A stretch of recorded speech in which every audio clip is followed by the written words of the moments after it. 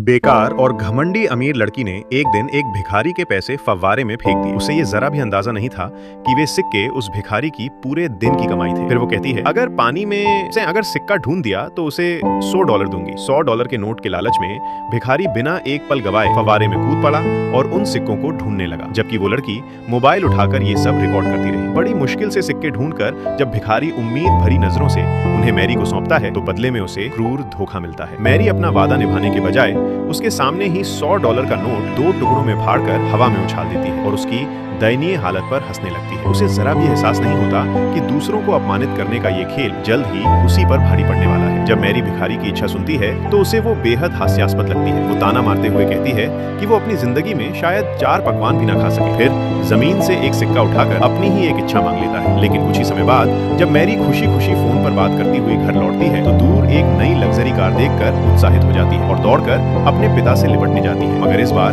पिता उसे ठंडे और अजनबी भाव से धक्का दे देते हैं। वो हैरान रह जाती है। जब वो कार की खिड़की में अपना अक्स देखती है तो दंग रह जाती है। वो खुद हठेहाल बिखरे बालों वाली एक भिखारिन बन चुकी होती है। पिता की नजर में अब वो एक अजनबी औरत है और वे उसे घर से भगा देते हैं। मजबूर होकर मैरी घर छोड़ देती है। उसका घमंड चकनाचूर हो चुका होता है। जल्द ही भूख उसे राहगीरों से भीख मांगने पर मजबूर कर देती है और विडंबना देखिए, लोग हंसते हुए उसका वीडियो बनाने लगते हैं, ठीक वैसे ही जैसे उसने भिखारी का बनाया था। हर ताना उसे आईना दिखाने लगता है। निराश होकर वो उसी फव्वारे के पास लौटती है, आंखें बंद कर भगवान से प्रार्थना करती है कि उसे फिर से पहले जैसा बना दे। वो एक सिक्का पानी में उछालती है और पानी में अपना साफ सुथरा अक्स देखकर खुश हो जाती है। लेकिन मोबाइल की स्क्रीन में अपनी असली हालत देखकर उसकी सारी उम्मीदें टूट जाती हैं। पानी का अक्स सिर्फ एक भ्रम था। वो रोते चिल्लाते हुए किस्मत को कोसती है। तभी उसे वही भिखारी दिखाई देता है। उसकी बातें सुनकर मैरी को एक उपाय सूझता है। वो चुपके से घर में घुसकर पिता की अलमारी से $100 का नोट निकालती है और उसे 2 टुकड़ों में फाड़कर पहले जैसा दिखाने की कोशिश करती है। लेकिन दरवाजे पर भिखारी उसे पकड़ लेता है। वो उसकी चाल समझ जाता है और शोर मचा देता है। पिता बाहर आकर उसे डांटते हैं और फिर से भगा देते हैं। मायूस मैरी पार्क में बैठी होती है कि तभी उसे जमीन पर आधा फटा नोट मिलता है, वही नोट जो उसने फेंका था। तभी दूसरी आधी रकम एक औरत के हाथ में दिखाई देती है। मैरी उससे वो हिस्सा मांगती है मगर औरत मना कर देती है और बताती है